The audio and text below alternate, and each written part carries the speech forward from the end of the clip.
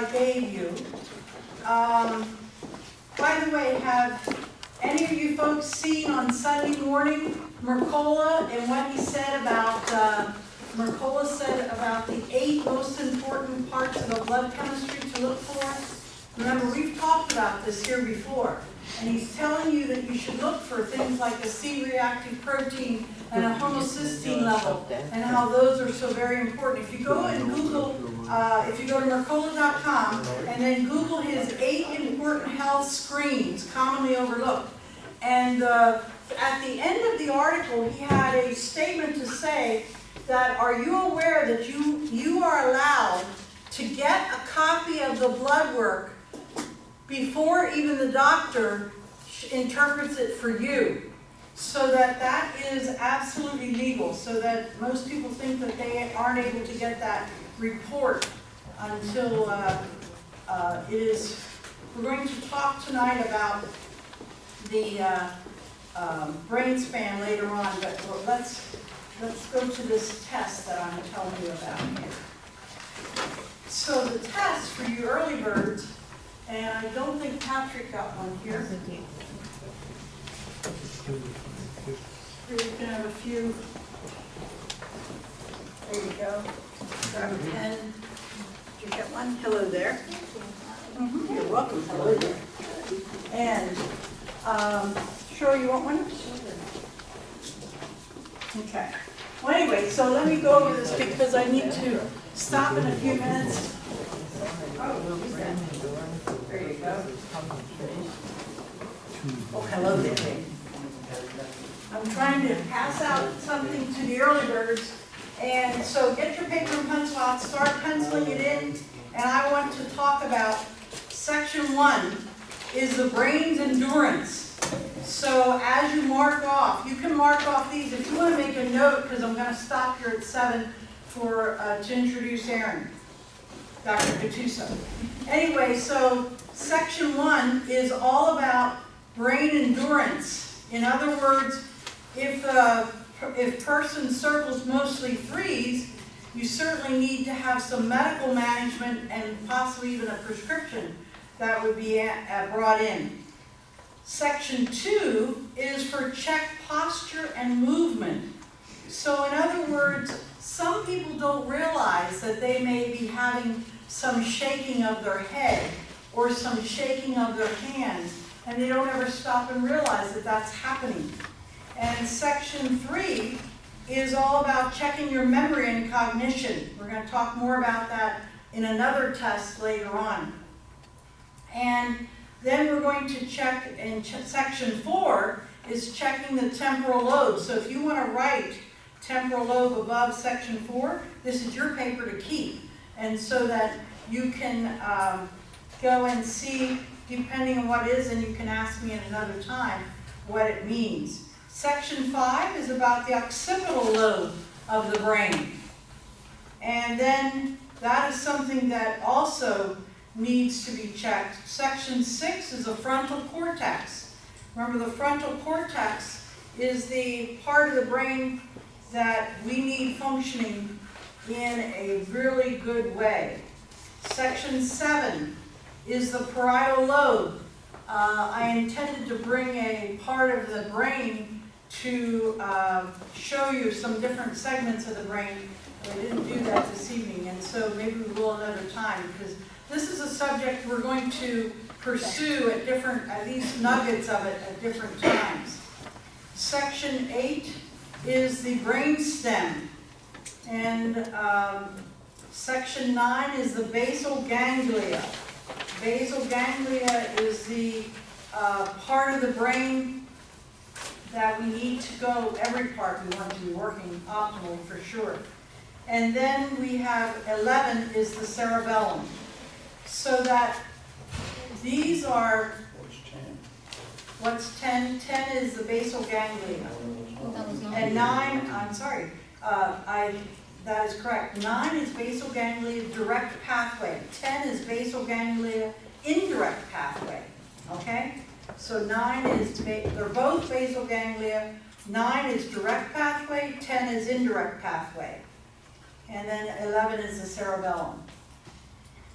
Okay, so those of you who arrived early can go and fill those in, and we'll talk more about them later on if we get a chance. If we don't, why, we will interpret it at another time, because that is a pretty important quiz that can be done to show you what is happening in the brain. Because we're going to talk about the brain and how do you repair a brain tonight. How do you repair when somebody says, well, that's just a senior moment. Okay, so welcome. Thank you for coming. We had, in August, we had a marketing committee that was all set to do it, and something happened that was tragic for their family, but now it's repairing. But the thing is, we will have another marketing troop to go and take up this coming week, so that will certainly bring us more people to our sessions here and certainly help you to, we are planning on we're looking at, in fact, we've had 3 planning meetings so far, 26 volunteers who are in a planning meeting for a conference for next August. And so that we're looking at 2 keynote speakers. I won't be mentioning their names until we have their contracts finished. But I think you'll be really excited when you hear who they are. Okay, so we welcome each one of you, and we thank you for coming this evening. This evening I'd like to introduce a new member to the Health by Choice Education and Research Clinic staff, and this is Dr. Erin Gattuso. She received her Bachelor's of Science from the University of Pittsburgh and her doctorate from Bastyr University, California. This is, I think most of you were here when Dr. Joe Gattuso spoke. Dr. Joe Gattuso is on our Health by Choice Education and Research Board, and he happens to be head of our Education Committee, along with Holly Sheets. Anyway, Dr. Gattuso is very proud of this daughter of his, proud of all these kids, but this daughter of his to become a naturopath. When she was 21, she came to my office and sat on my sofa in my office. Now, you all know what I would do with somebody who just got out of med school and is supposed to go to medical school to be a medical doctor. Well, I'm going to give her a good going over. We did. She's a naturopath. Okay. Erin, come on out here. Let's see. Where's our...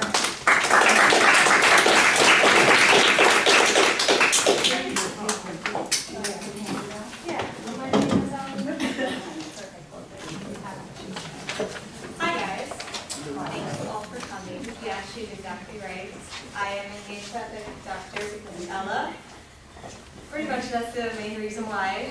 And so I am really happy to be back here, and it's amazing to be back here actually, back in the clinic. But, so like you said, I got my schooling in California. I just moved back 3 weeks ago.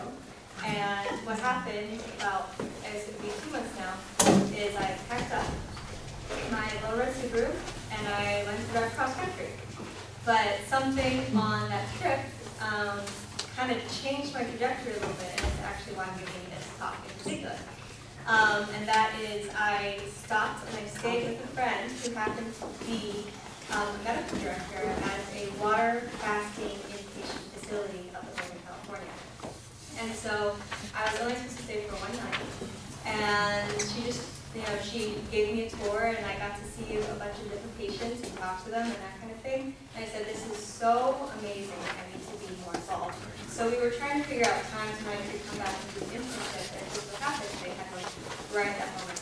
So I called Ella and I said, can I come 3 weeks late? And she said, yes, by all means, stay. So of course that's what I did. And so I spent 3 weeks there, and I left in a way feeling kind of ruined, because it was so amazing that I didn't know how I could possibly practice medicine without incorporating fasting from the things that I could do there.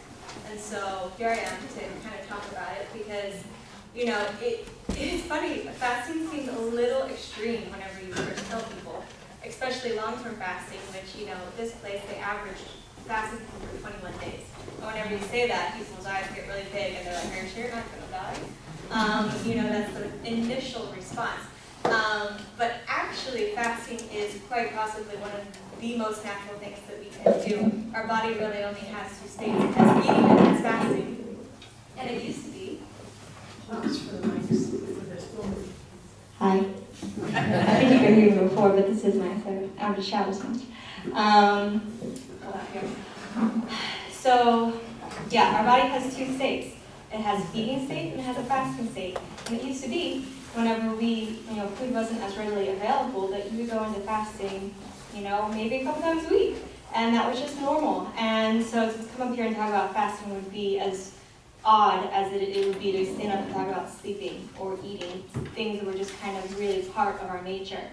And so now it's this big scientific thing that we should fast, and give our body a time to actually rest. And so I'll get into the science a little bit, but I think just kind of wrapping your head around the philosophy of it is really important because, every single religion across the world has a practice of fasting.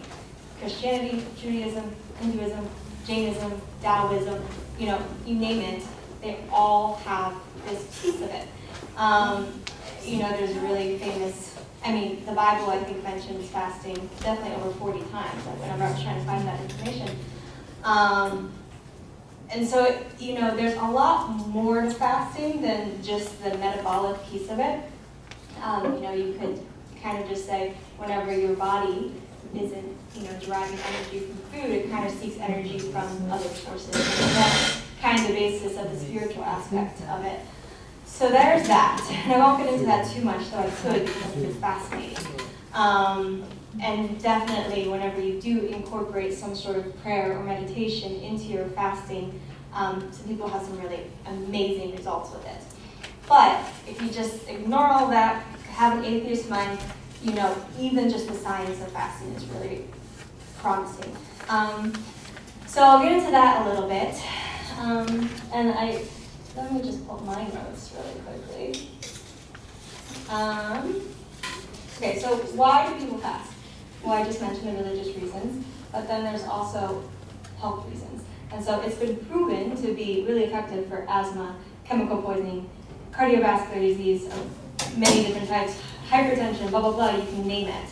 It has been proven to really be helpful. So why is that? One thing you can think of is that whenever the body isn't using as much energy to digest, it can use that energy towards healing. So did you realize that 80% of our body's energy actually goes towards digestion? And that sounds remarkable, but it's not. Whenever you think about, our gut is constantly moving, we're constantly making more bile acids and digestive enzymes and whatever it may be. And so whenever you actually allow your digestive system to rest, it allows you to use that energy towards other things. And so that's a really interesting concept too, because, we know that our body and our muscles need to rest, our brain needs to rest for repair, but often we don't give our digestive system time to rest because people eat from as soon as they wake up till as soon as they go to bed, and it takes about 6 hours for you to get rid of all the food that's in your digestive tract. So, as a result, our digestive system never has the time to repair itself. And so it leaves it a lot more prone to Crohn's and colitis and a lot of different digestive issues. And so it's kind of a no-brainer that we should give our system that time to rest.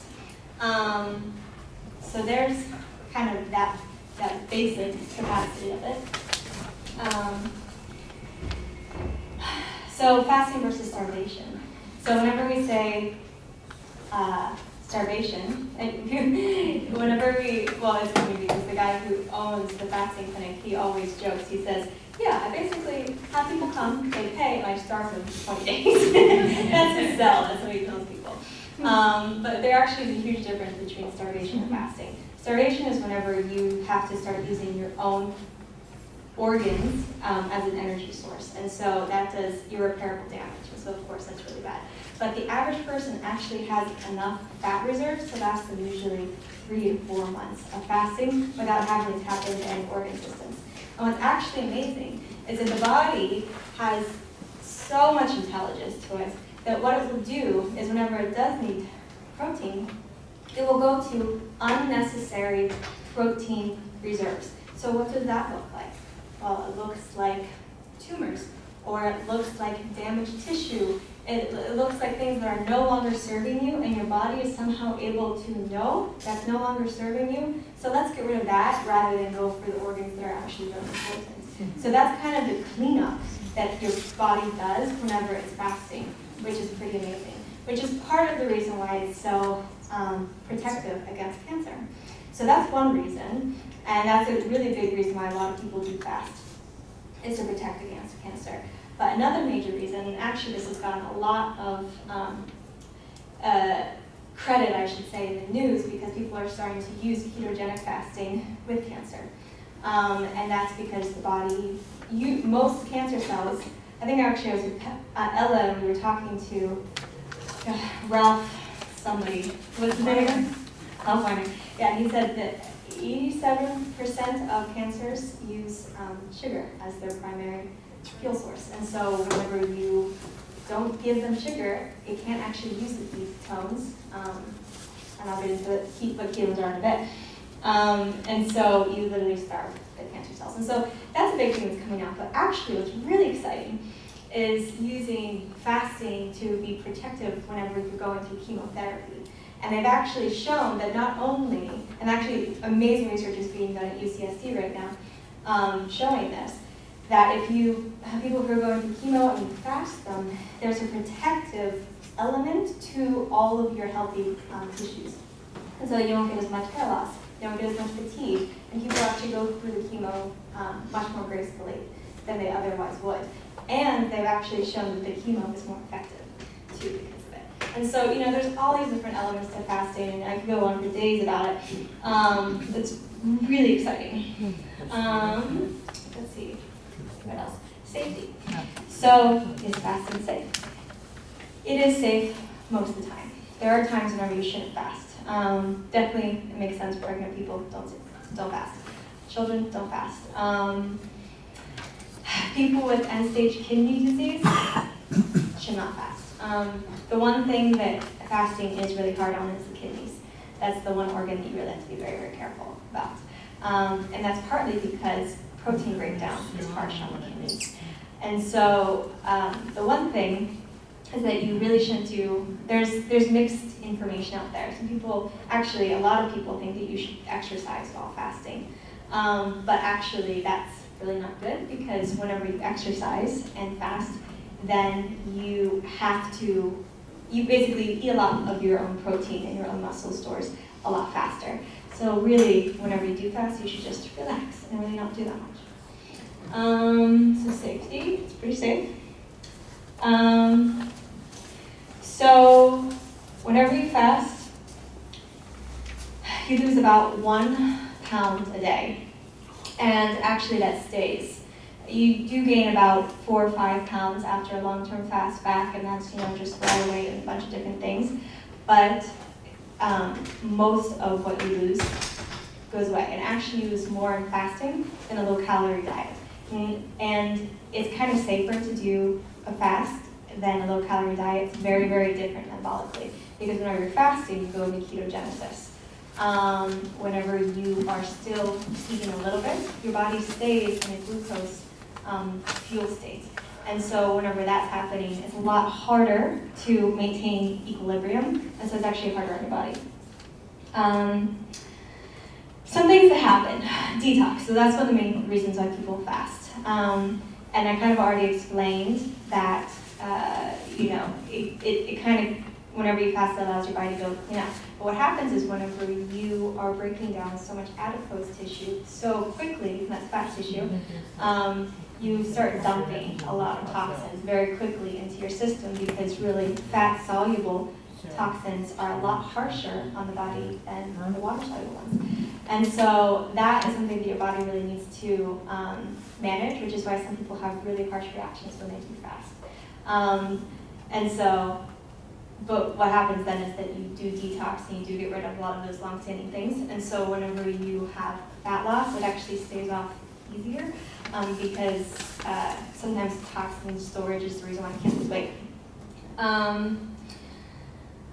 The other things are, it basically reverses insulin resistance.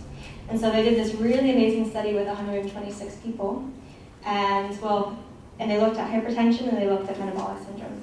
And they were able to get 100% of the people off of their blood pressure meds and have their numbers completely normalized. And it wasn't just whenever they were in a fasting state, when they started feeding again, they stayed on. So the place I went to, they were kind of aggressive vegans, so I will say it. They were vegan, no oil, no salt. That was the diet that they really promoted. But whenever you fasted and then stayed on that,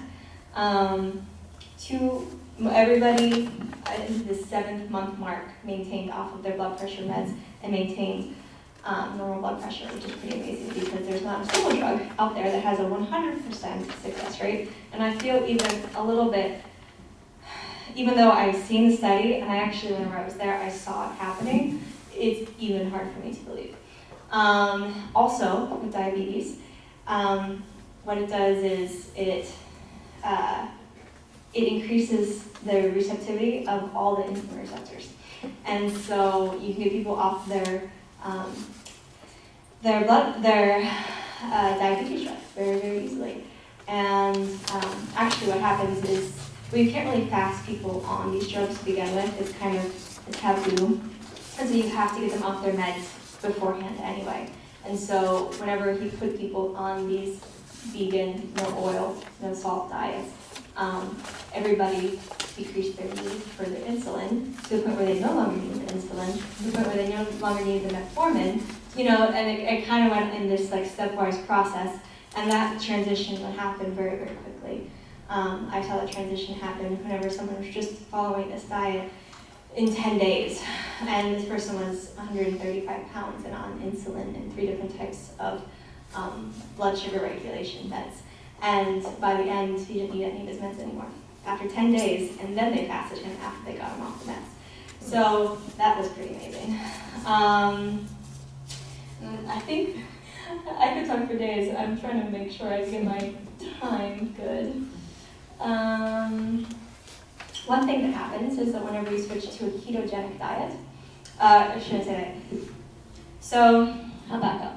The first 2 days are the hardest because everybody is still kind of using glucose as their primary fuel source. And so everyone gets not very nice. They get a little cranky and everything starts hurting a little bit. That's the not fun stage. And they're like, well, why the hell am I doing this kind of thing? And then on the 3rd day, it starts to even out a little bit, and it's good. And then something happens around the 4th and 5th day, and people get into this like euphoric state. And then they're like floating around, and they're like, this is amazing. And it's really interesting, and people start noticing that their taste and their senses become more alive. Their eyesight gets sharper. In fact, when I was there were 2 people who had glasses. Whenever they left, they didn't need to wear their glasses anymore, and they had had their glasses for 20 years. And I kind of didn't believe that, and I was like, oh, well, that has to be a fluke, I don't know.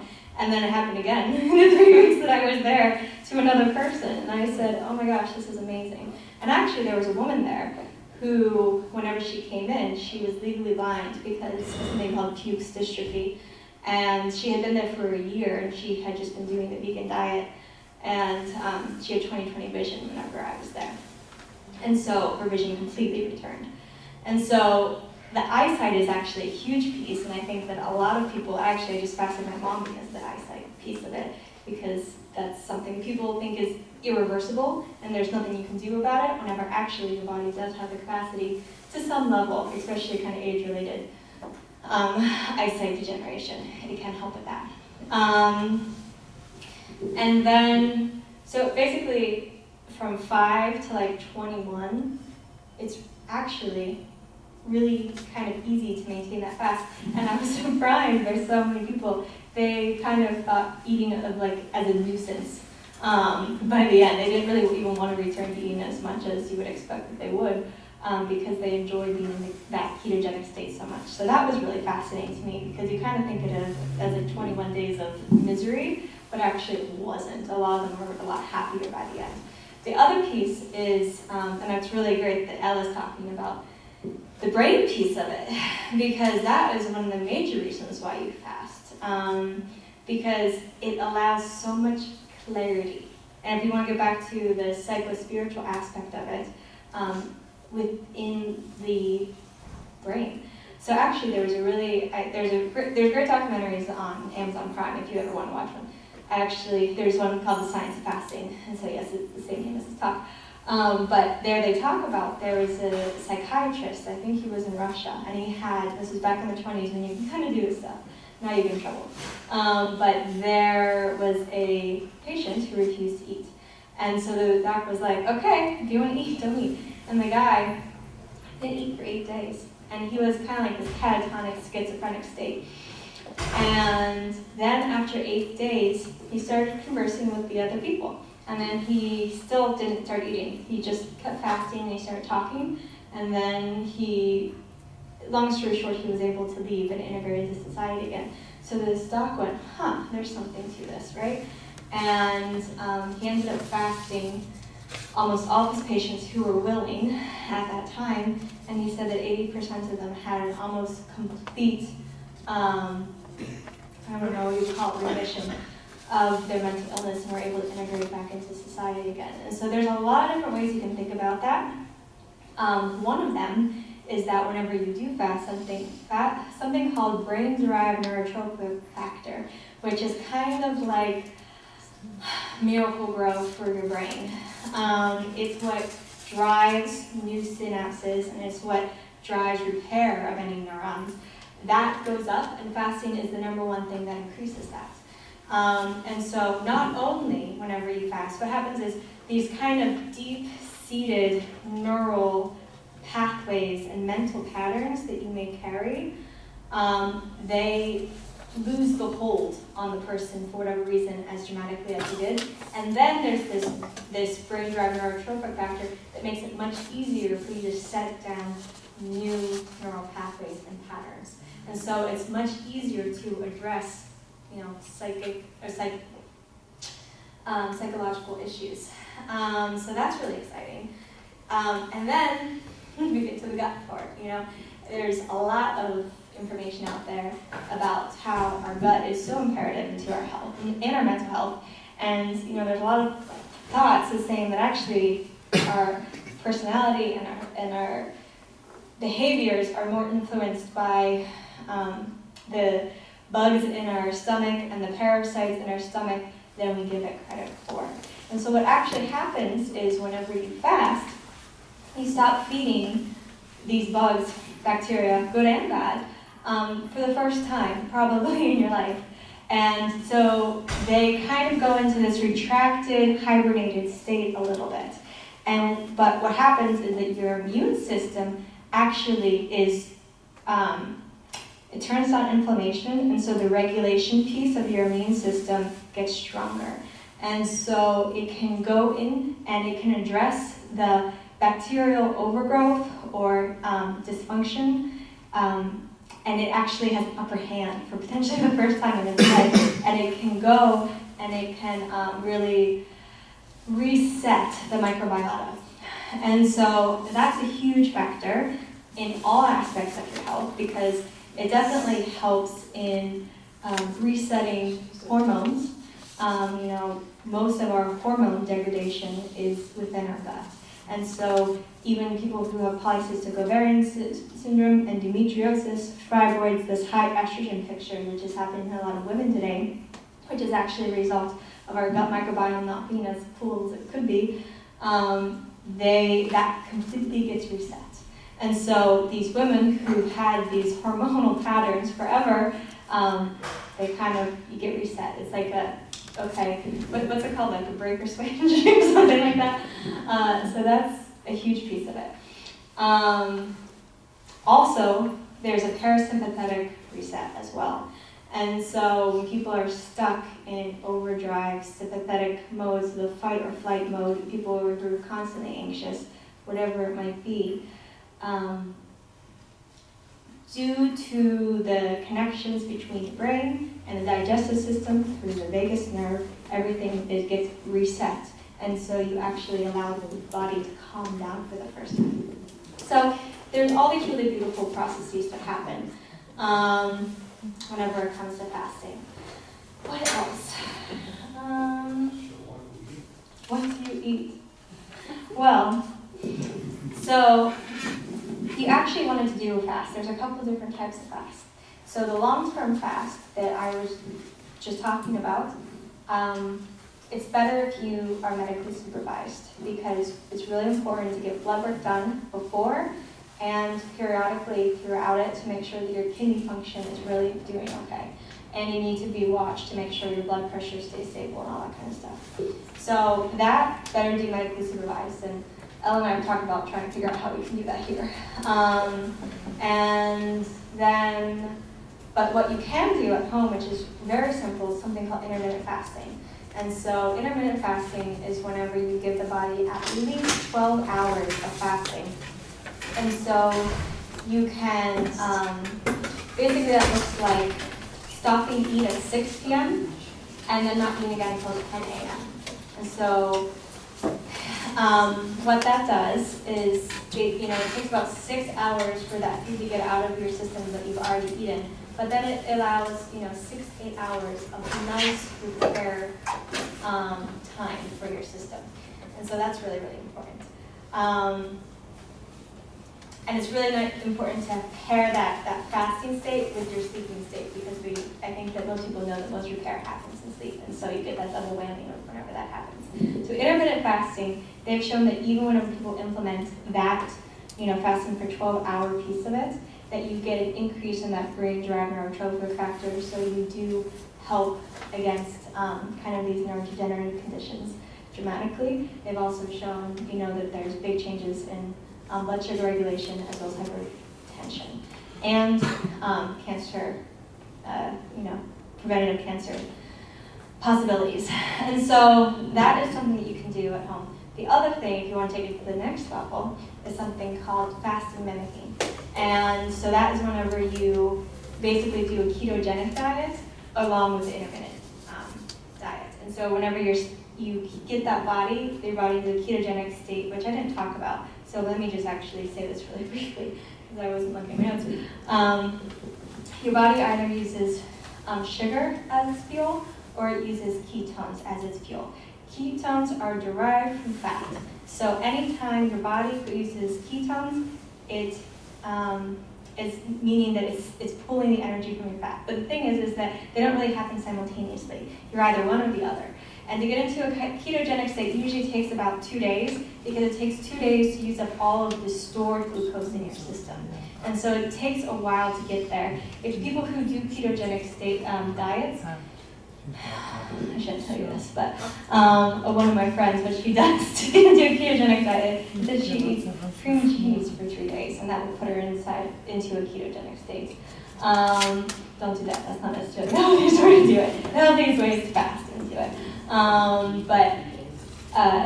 So whenever you get into that using ketone state is whenever a lot of these health benefits happen.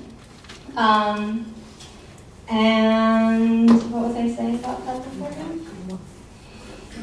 Let's see. Either sugar or fat. Okay, yeah, either sugar or fat. And what's amazing about that too is whenever you do fast, you upregulate all the enzymes in your body that require that state. So it's much easier to get into a ketogenic state if you've been practicing getting into that ketogenic state. So another way to do intermittent fasting is just to fast every other day and do alternate day fasting. So some people do that, and that's relatively safe to do. The only time you don't want to do that is whenever you're on certain diabetic drugs that block your body's ability to produce glucose. Don't do that. Go to a doctor if you're on those drugs, and they'll help you with that. Let's see. Do I have any questions? But I think my time is up. Yes. How would you address it? How would you take in water? Thank you, a very good question. So yes, in these long-term fasting, it was a water fast. There is something called dry fasting, and that's what anytime you do that, you'll get like hallucinations and some, some Native American tribes and that kind of stuff. That's what they call journey quests, basically, is whenever you go and you fast and you have these very intense experiences. They actually have not shown that that has any benefit to it to do a dry fast. And so water fasting is definitely recommended. And I was surprised that at this place they used distilled water. I was shocked about that because I thought that distilled water would rip you of all of your minerals, and I was very alarmed by that. But they explained to me, and then it kind of made sense, that our kidneys actually have such an amazing ability at regulating our minerals to the tiniest little degree. And we are constantly flooding our bodies with different minerals. Sometimes not the right ones, but certain types, especially salt. And so whenever you take those minerals out, it forces your kidneys, which is also why it's a little harsher on your kidneys, why you need to be watched, to exercise that enzymatic process a little bit better, and so that you can regulate those minerals a little bit better. One of the main things that it does is it causes natriuresis, which is whenever you get rid of all your salt. And so whenever you flush all the excess salt out of your kidneys, this is how they explained it to me, it actually allows for basically salt, whenever it's in the interstitial state, it causes swelling in interstitial fluid, I should say.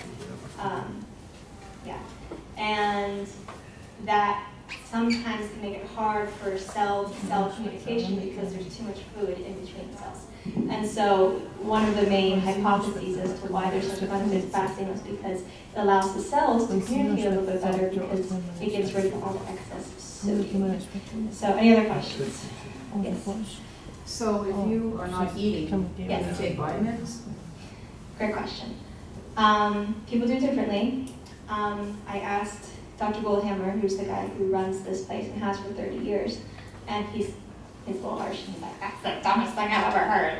And then he went on to explain that actually it goes back to the same exact thought process. Our body has an amazing ability to regulate nutrients. And actually, there was a really intense study of this guy who fasted for an entire year with just water. He was very obese. And so he did this experiment on himself, and they did a case study on him and that kind of thing. And he had no nutritional deficiencies by the end of his year fast, which is shocking to me. But it just goes back to the intelligence of the body, ability to regulate everything. Any other questions? How much weight did he lose? He lost almost, a pound a day. He lost like 365 pounds. Wow. Yeah. Yeah. How about the kidney challenge patients? Yeah. How do would you they do that with advise? them? Yeah. So you fast, and I have to give out the microphone, but they fasted them with juice initially, so it wasn't as harsh on the system. And then if they were able to maintain normal levels on the juice, then they would fast them. But depending on their creatinine B1 ratio, they sometimes just would say flat out, no, you can't. Would you explain a little bit about this place that you were at, Dr. Mercola and... So Dr. Goldhammer is the guy who started this 30 years ago. He's a chiropractor. And, he had to, of course, fight big guys pretty extensively to get this going. And now it has become so trendy that Dr. Mercola is actually going to stay for a month very soon, and he already wrote a book with Dr. Goldhammer that should be coming out in November. And so it's going to really take off because Dr. Mercola is one of the main trendsetters whenever it comes to health. And the numbers and research that have been coming out of it is just so phenomenal that you can't really deny it. And so that's really huge. And, Netflix, actually, there's a couple documentaries already that really feature this guy. They're all vegan because he's I said aggressively vegan, he's aggressively vegan. And so they're all vegan documentaries, but Netflix is now paying to have some of these documentaries made because they're the top sellers or the top watch things. And so that also is we know documentaries are a huge trend center, whatever it comes to health. So we'll be seeing lots of this, I think. But at the same time, we're not necessarily promoting that everybody should live as a vegan. Definitely not. No, but that is Definitely his not. stance. I'm gonna stay in between, stay over here. What did you say? Goldhammer. So Goldhammer. His name is Alan. Yeah. And it's called True North, and it's up in Santa Rosa, California. Now, Erin, if he's vegan, he doesn't do the ketogenic diet, then obviously, right? No. Yeah. He actually does not promote the ketogenic diet at all. But the ketogenic diet is actually what Dr. Tom Seifert, the professor, wrote the book about how he was able to cure inoperable brain tumors by putting a person into ketosis. Yes. So this is really something to be reckoned with. Yes. It has lots of documentation of science. Yes, and like I say, he's very biased. Al Goldhammer decided to be a vegan, no salt, no oil, whenever he was 12 years old, and has not strayed since.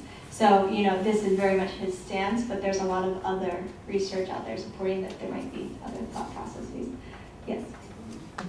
That brings to mind the traditional religious cultures that you first documented and first mentioned, and that they have usually a Christian, Judeo-Christian background, and they would be monastics who fast for 40 days. Stop. Right. Jesus, Moses, and Isaiah all fasted for 40 days and 40 nights. And they go back to feasting, right? Yeah, one thing I will say that there's this really beautiful story where there's a kid who has seizures, and of course they're trying to cast the demons out of him, and the disciples are like, yeah, cast the demons out of him. Like, why not? And Jesus says, well, the only thing that will work is prayer and fasting. And so it's all throughout all religious texts, I should say, that especially when it comes to mental health, the fasting is absolutely imperative. Okay. Thank you. Thank you.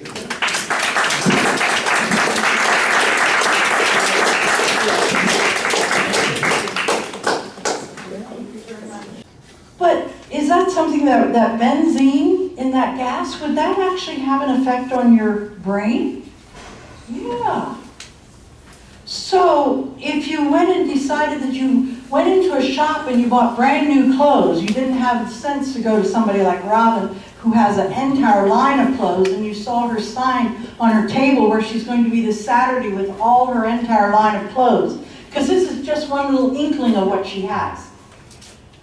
That is clothes that already is not only repurposed, but in other words, it's not brand new. I'll never forget, back in the 70s, when I started counseling with nutrition, I had a lady that worked in a factory. She worked in a dress factory. In fact, at Ephrata was the dress factory. And she got very, very sick. She had worked at the factory for many years, and I didn't know a whole lot about allergies and things of that nature at that point. And I had no clue that all new dress material is loaded with formaldehyde. And it was only after we did a process of elimination and found out that her fingers holding this material all day long through a machine, she was becoming very, very sick from it. Now, she was a plain lady, and she was somebody who didn't wear jewelry, didn't wear clothes that would have been clothes that she would have made, but she would have washed the material. But it was at work that she was so ill and had all of this upper respiratory congestion. And then we started finding out, only the beginning did we start finding out how that, handling that material, so that how it made her ill, because it was not, because remember, one of the reasons they put formaldehyde on the material is so that it doesn't get soiled before people buy it, okay? But this makes a difference, so that if you have clothes that are not natural fiber but polyester, these things outgas. So it's not just the formaldehyde that is in the clothes, but this actually makes a difference. Did you know to bring your own stainless steel cup to to a coffee shop if you wanted, I'd hope that you would think of such things as an organic coffee and not coffee. Oh yes, you do remember me talking about this last spring when we said that coffee has the coffee in this country actually has a segment of mold that's permitted in it. And yes, this does affect your brain majorly. In fact, I don't know of anything that probably, this is I always have stuff in my books. Surviving Mold, Life in the Era of Dangerous Buildings by Richie Shoemaker. Richie Shoemaker is the medical doctor that's from Baltimore. He's now from the West. But in other words, he was originally from Baltimore, and he started looking at people who, you think of this summer when we had so much rain and people had rain in their basements or rain in their homes. And what does this do? In other words, does this have an effect on their health? Oh my goodness, yes. Big time. Big time. Mold and mildew. Today I had somebody tell me something that just blew me away. He was from Delaware. He came to my office and he said, Ella, I went and I always, because I have 80-some thousand chickens, and I was going to clean chicken house, and you taught me that I was supposed to put on a apparatus to go and clean the air.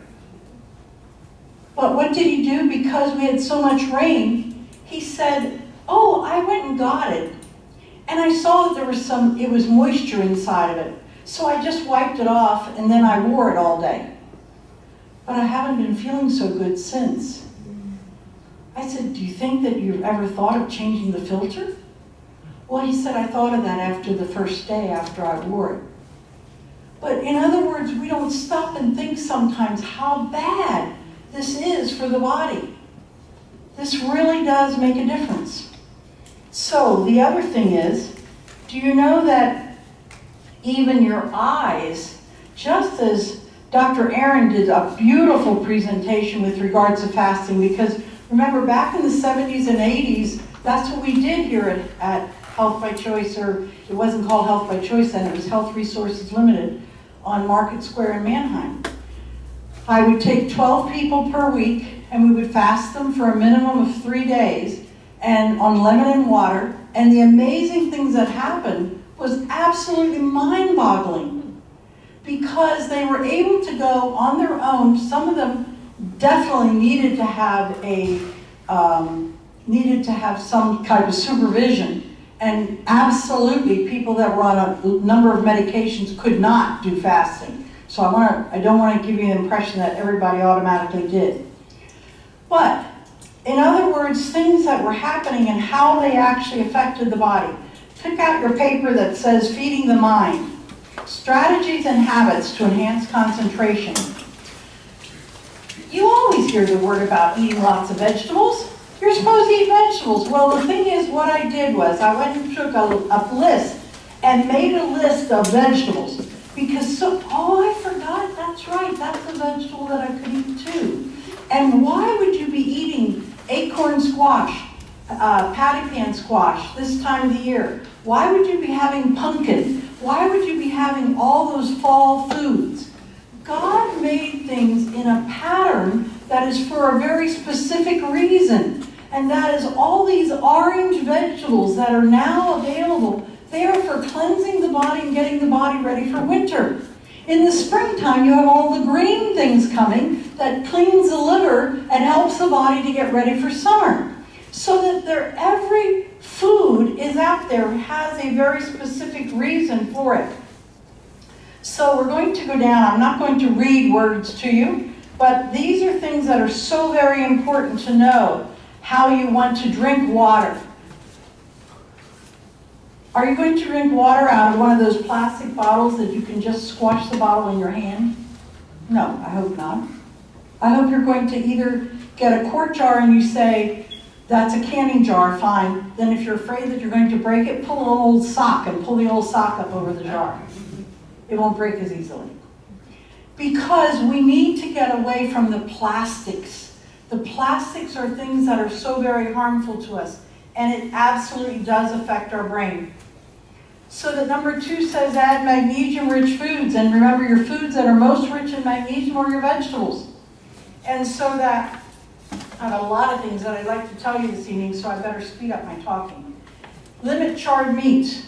Do not use a charcoal grill, because charcoal grilled meats are very harmful to you. Dr. Gattuso, Dr. Heath could go into this at length, I'm certain. So that, make sure that you are trying to don't have meat that is so well done that it is charred, because it is no longer of benefit to you. Sally Fallon Morale, in her brand new book, Nourishing Diets, excellent book, because it tells you where do we actually come from in the old ways of eating, because are there things that you can be eating now that would help your body to heal and to rebuild? There surely is. Okay, it says season with cloves. Cloves is certainly wonderful. Learning something new, how you can always be open to learning. I guess I'm going to be a student the rest of my life because I love learning things that are new. It's so important.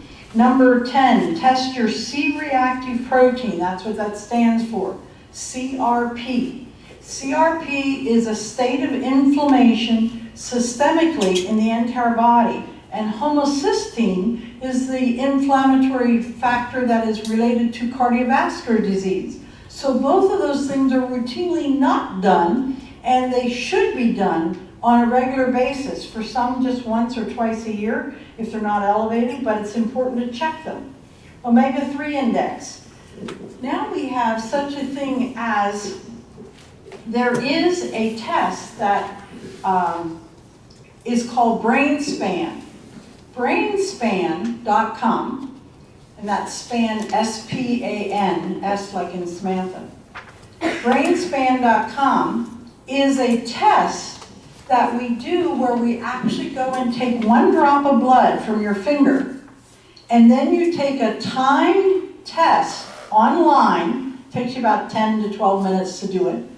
Anyway, this is something that measures the omega-3 in your body. Dan Johnson, I heard him present in May, and Dan Johnson is from the Surgeon General's office in Washington, D.C. Dan said that they wanted to have a test that we could give to our soldiers to not only, we wanted one single test that we could go and find out how we could prevent and treat post-traumatic stress disorder for soldiers. So they started testing. Well, first of all, they ran into the muck of the government would not let them draw blood on the soldiers. So they had to develop a method and that's how they came up with this 1 drop of blood that you put on this card and it gets sent to the lab. It shows you a trajectory as to how fast your body is aging. It actually then shows you what is your omega-3 index. Remember that the fatty acids, the essential fatty acids, vitamin F, is so very critically important. You want the balance. Yes, there's omega-3, 6, 9, 12. There's different ones, but the omega-3 they found as being so very, very necessary to go and reduce this inflammatory process. And it actually measures cell inflammation and shows you what that cell inflammation is. It measures cell toxicity, how toxic the cells are. But then under the timed portion of this test, it measures memory capacity. How good is your memory capacity? And then it measures something that many people do not do well on, is sustained attention.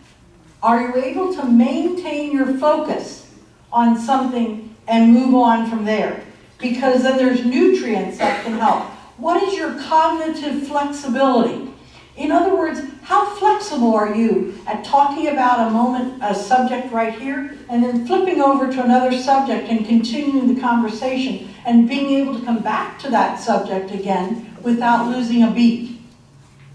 Some people can't sit and read a book for 3 or 4 pages and remember what they read. Some people are processing, then it talks about processing speed. How fast can you process those pieces of information?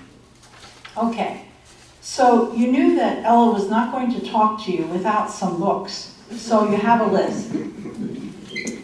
We're going to talk about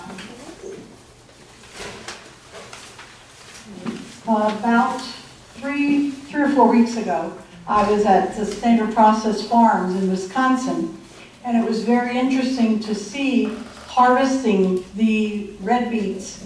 Their beets grow about as high as some wheat does here. That's how high their beets grow. And the other thing that they're doing a lot of research right now is on buckwheat. They're finding out that buckwheat has such tremendous value for your circulatory system and for your blood vessels, but also for the brain. Because remember, buckwheat is not wheat. Buckwheat is a fruit, okay? I went to Stouffer's of Kissel Hill looking for buckwheat, and I talked to the manager. He said, we don't have buckwheat. And I said, well, get some, because this is important. Because buckwheat groats, G-R-O-A-T-S, cooks up, and you, remember, you always soak your buckwheat, you soak your millet, you soak your quinoa, and you soak it the night before, or soak it a few hours if you're going to use it for the evening meal. But the thing is, soaking it and then having some butter and having some real salt or Celtic salt or Himalayan salt in it. That's all you need. You don't need to have milk on top of it. Raw milk would be fine, but that's not fine for everybody. So that, anyway, this Dale Bredesen is the end of Alzheimer's, the first program to prevent and reverse cognitive decline. Actually, what Dr. Erin was talking about this evening is the essence of what he's telling you. He's telling you that we need to get to eat so much less of fruits, have much more of vegetables, having some good protein, but the biggest thing is that we need is good fats. We are so lacking. Remember, our government, after 40 years, and I've told you all this before, but after 40 years, our government had decided that no one should live on a low-fat, no-fat diet. No one. Because it's actually harmful to you. So that learning to know how this is something that is so very, very important.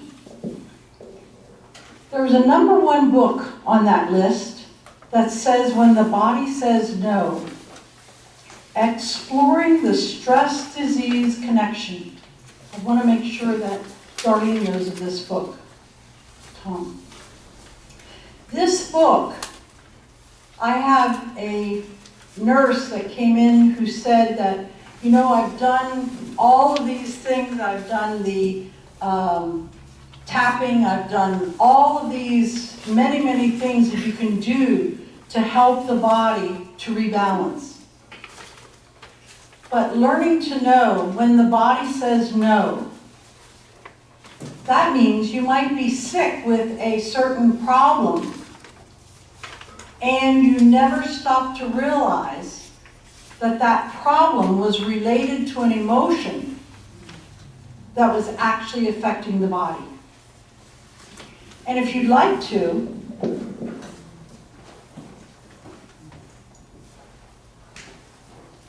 this dog-eared book is called Metaphysical Anatomy, and I've shown you this before. Your body is talking. Are you listening? This is an encyclopedia, okay? This is by Yvette Rose, and that book is listed here too. Because I'm not meaning for a minute that you have to go and read all the books that I read, but I'm telling you that there's some things that you should check out. Because when a person has certain health problems that just don't seem to give, how can we help the brain then to go and change that perspective? Sometimes there's emotions that are there that we never stop to realize that how it affects the body, because it does. It affects the body in a big way. So when you think of how are you going to go, and I want you to look at the page that I gave you of emotions and organs. You've heard me say before about the person that wakes up at 3 o'clock in the morning and they can't go back to sleep and it's like the alarm went off. Remember, that is the person that their liver is asking for help. And so emotions and organ, most active time of the day, that first column. We won't go into all the others this evening, but I wanted you to see when the different parts of the body were most active, because this really is something. In other words, a gallbladder between 11 o'clock to 1 o'clock. There's people who go to sleep. They'll sleep for 1 or 2 hours and they'll wake up. They can't go back to sleep again. The brain needs to go and have the rest of sleep. It's absolutely imperative. Now next month we're going to be having Sarah, S-E-R-A, Sarah.com. SarahBlanket.com? Yeah, SarahBlanket.com. Cindy's going to come and talk to us about a weighted blanket. I have one laying here in the front. Did you know that you can actually help someone's brain with a weighted blanket? Did you know that you could help an autistic child to sit and be quiet? I had a grandmother in my office. In fact, she was there first thing this morning and said she made one for her grandson. And he immediately took the weighted blanket, tucked it up around himself, and sat on the sofa and was still for almost 2 hours. A weighted blanket. This lady has, you'll have to come and hear about this next month, because this is something that is so important for people that have restless legs and for people that are so anxiety, they just can't contain themselves, or they're so depressed. So that something like as simple as this can actually help them to function better. We'll be talking more about it. But learning to know, how can we help this brain? So let's go to another sheet that you have there. And we'll go back to the list on the first segment. It's the first segment, the second side was the vegetables, then the last page, I want to talk about brain exercises. So, I'm not talking about the biggest mouthwash, I'm talking about just some plain water. Taking some water and gargling with it as long as you can possibly gargle. I've written here, gargle till the tears flow. It's not, in other words, putting your head back and gargling as long as you can actually helps to activate the brain. And the brain works better. Use a spoon on the tongue to actually have a gag reflex. No, you're not making yourself throw up.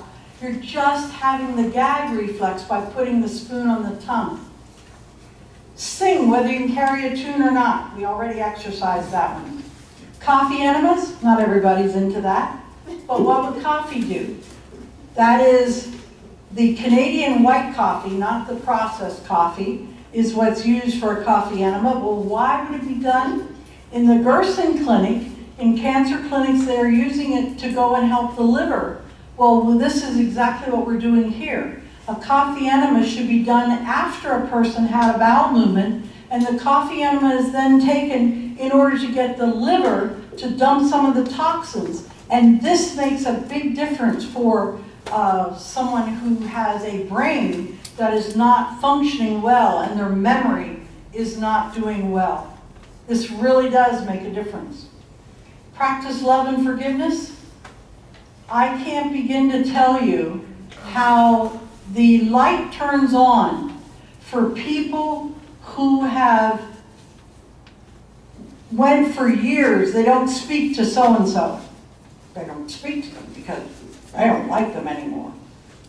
Or that they can't forgive something that has happened to them. Do you know that those simple things can actually affect your brain and how it works? A lack of forgiveness and a lack of love. So love for love's sake. It's not for the other person's sake, it's for yours.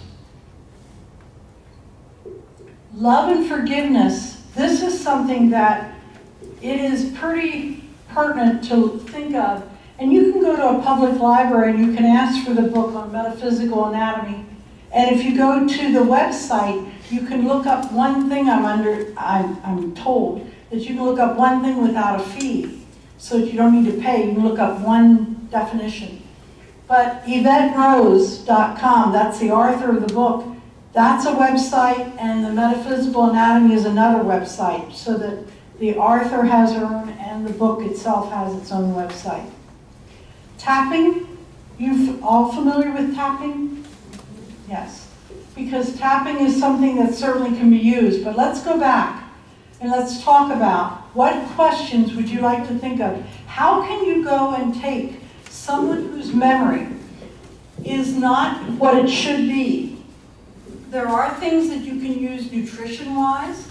There are things that you can do, but the biggest thing is to help the person to try to quiet their mind, because their mind they get obsessed about something and they won't let it go. They just absolutely keep repeating one thing right after the other as to what's happening.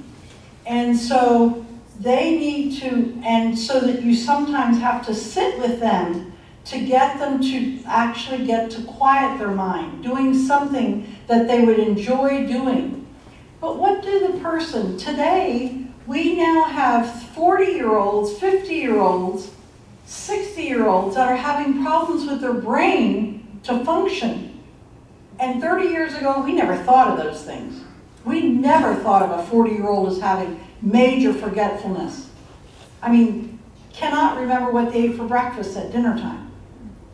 And this is happening everywhere.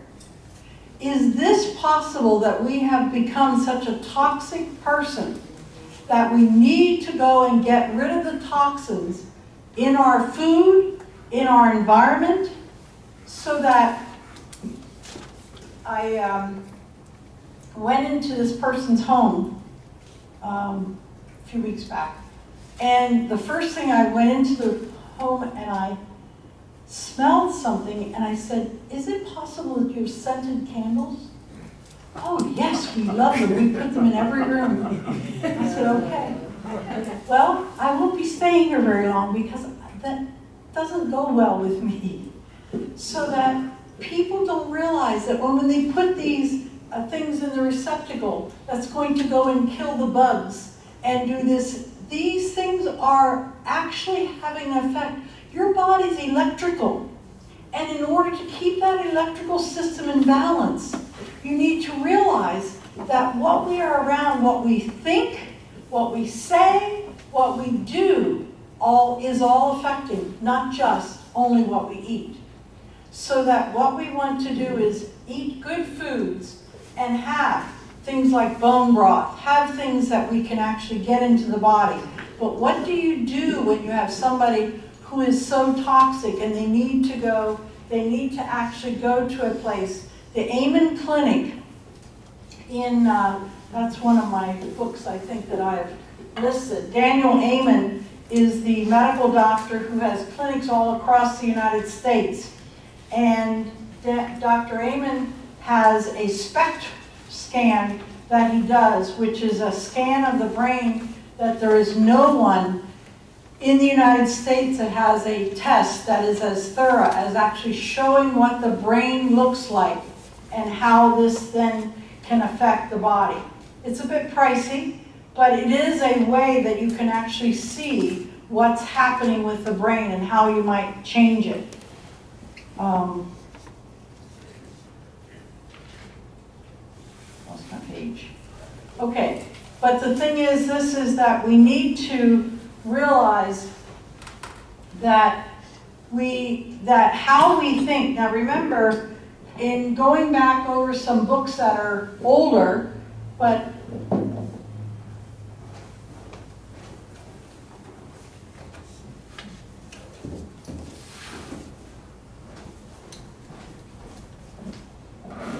remember it was the Jerry Tennant is the medical doctor from Texas who went and actually wrote the book Healing is Voltage. Remember, he was the medical doctor who actually went and had his brain to have encephalitis of his brain because he was the one who actually invented the LASIK surgery procedure. And because he bent over people and worked so close the viruses from the corneas passed through his mask. And so he was bedridden for 7 years. He was forced to retire from ophthalmology.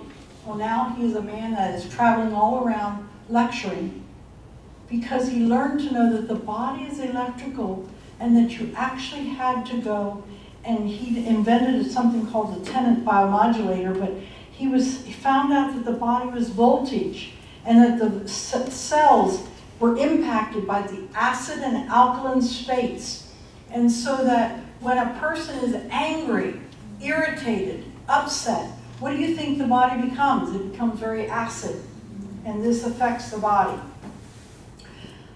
September this month, a year ago, Dr. Steve McNeil and one of our clients and we drove to Missouri, and we went to Simon Yu's clinic, and we went to his seminar, conference, and this is Accidental Cure, Extraordinary Medicine for Extraordinary Patients. Simon Yu, YU, is a medical doctor who uses the book, the Machine According to Voll. Dr. Reinhold Voll was a medical doctor from Germany who actually went and developed a machine that was able to measure not only the electrical force of the body on the acupuncture points, but he was able to go and find out that the body is like a symphony, and the meridians are like the strings to a symphony, and how you had to get this to work in order to get the brain to work again. But this was working with, because many times people don't realize that parasites is such a major, major problem. Remember the work that was done by Hulda Clark. Hulda Clark wrote her book, The Cure for All Diseases. And she was from northwestern Canada. She's passed on now. But her work in her book, zaptheparasites.com, is very interesting because it's a little thing that holds a 9-volt battery that actually is able to go and zap parasites. You can put it on your wrists and you can go to sleep with it on because it's timed for an hour, then it'll shut off. But zaptheparasites.com helps people to realize that parasites are a big factor for the brain and how it works. And so being tested for things like this really does make a difference. Breaking the Habit of Being Yourself. This is a book by Joe Dispenza. Breaking the Habit of Being Yourself is about how can you go and quiet the mind and get yourself to meditate. This is not about a religion. This is about how do you quiet the mind? How do you learn how to get focused in that way? Because that makes a difference in how your mind works. Dr. Bruce Lipton, remember, he was the medical, he's a professor, but he was a medical school professor who actually went and did a dissertation on the whole idea of the cause of disease. He said there's 3 causes of disease: trauma, toxins, and thought. Trauma. It's amazing. Some people who have problems with memory start finding out that something happened in their life that was very traumatic, and after that time, they could not remember the way they wanted to remember. Trauma, toxins, and thought. We can change our genes, not our Genes. We can change our genes. Our perception controls our behavior. Our belief controls our biology. Our perception controls our biology, so that if you believe that your body's breaking down, you are doing things to help it to break down. Do you believe that your body can get healthier? Then start thinking that way, because you can help it to be healthier. It does make a difference. Then we have things like autoimmune, and people who say that autoimmune, which also includes many of the things that happen to the brain as well as degenerative disease. But autoimmune means that, according to conventional medicine, there's no cure for this.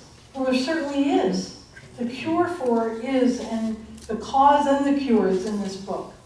but it's something that's very simple. It doesn't involve hundreds of dollars. It is something that's very basic. Okay, what questions would you like to ask me? Yes? I didn't see raw milk or lard on your good list. And that's a good question, because the thing is, raw milk is very good, especially from Guernsey cows, and especially raw milk. It certainly is. I would not keep a person from using raw milk, by no means, because I certainly endorse it.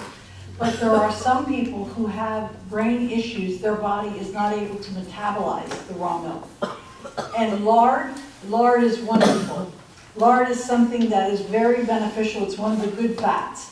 And it's something that's very beneficial. There are some people, I just learned, I didn't even know this before, that in northern Michigan, there is a whole segment, Michigan or Wisconsin? Anyway, there's a whole segment of Amish that have taken on a Jewish idea of not using any lard because it comes from pork. But lard is still a good fat. Yes, not everyone will choose to use it, but the thing is, it is a good fat. It still makes the best foods that you could fry. Other than coconut oil. Remember the medical doctor whose husband could not find his way back home if he went away, and this is on YouTube. This is out there for, her name was Mary, can't say her last name, but anyway, she was a medical doctor, and what she did with her husband to help him to start learning to know get his mind back was to get him on coconut oil. And she got him on 6 to 8 tablespoons of coconut oil every day. Now, not everybody can jump to that amount. Some people would end up sitting in the bathroom part of the day, okay? But finding good fats and using them absolutely can help the brain to renew. But remember, some of the things that are culprits is mold, fungus. These things are, even in foods, my mother and dad, we were always taught to be frugal, and we were always taught that if we had leftovers, we put the leftovers in their fridge, or we put them in what we called the hall. The hall was a room that was cooler than the rest of the house, and it was a place where we always put a bowl of milk, by the way, to let sour in order to go and use that to make cake or something like that. But in this hallway, I didn't know then that many of our foods, after the second day in the fridge or in the hall, it starts molding. So that you may not see mold visibly there, but you're having something that's already starting to change. And this is important, because you do not want to eat those foods because they are not beneficial to you. But mold, mildew, having a bathroom where the mold or whatever is around the window, around the edge of the window, well, we just wipe it away. Or we have a basement that's mold, we'll just use some Clorox, and Patrick could speak to that very quickly and thoroughly, because all you're doing is bleaching the mold. You're not doing anything to get rid of it. So, but this is something that's a real issue in people. Now we have a test. Great Plains makes a test that actually measures different kinds of molds. And I've seen tests that are horrendous in amounts that are in the body. And this is something that has to be gotten rid of in order for the brain to work well. What questions? Yes, Patrick? Well, it's a neurotoxin. It is a neurotoxin, by all means. A big neurotoxin. Yes. What other questions? Dr. Tom, what would you have as a comment? You can add lots of things to this. Well, I think that's very appropriate. I mean, it is a big deal to make sure there's no mold and make sure you ventilate your basements. Obviously, a lot of people have a lot of problems with wet basements right now. Make sure you've got a good sump pump and you ventilate it out, and then after you put that hole in for the sump pump, check for radon. That is another one. That's right. Check for radon. That is right. And you need to do it for at least 3 months, if not 6 months. Yes, Patrick. A good thought too right now, especially with all the rain, is run your dehumidifier. Keep it at 50% for right now at least. That's a good, usually mold will grow 45 to 50%. If you keep it below that, you're not gonna have a mold problem. But keep it right now, keep it running. Yes, that's very important. Thank you for that, Patrick. Very important to keep it running now. Mhm. Yeah. Anyway, so that farmers are in harvesting their corn and harvesting things right now, we're getting a lot of mold. What are we thinking of feeding this then to animals? And then people are thinking of eating the food from those animals. Wow. Stop and realize that corn is the highest fungus mold food known to man. Didn't used to be that way, but it is now. Even higher than peanuts? Pardon? Even higher than peanuts? Even higher than peanuts, that is correct. Yes, peanuts is very high in aflatoxin, and that is a very toxin also to the brain. But the thing is that the peanuts, most people don't realize that any nuts or seeds, I would avoid peanuts totally, but other nuts and seeds, you always want to soak them and dry them before you would eat them, so to get rid of the acid that is there, that blocks those enzymes. Yes, for sure. Any other questions? Yes.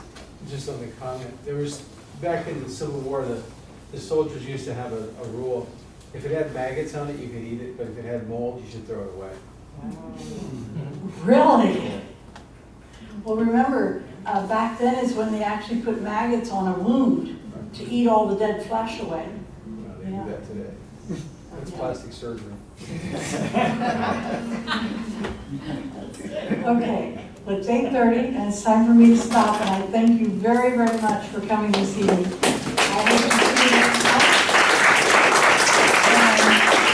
I hope to see, we're also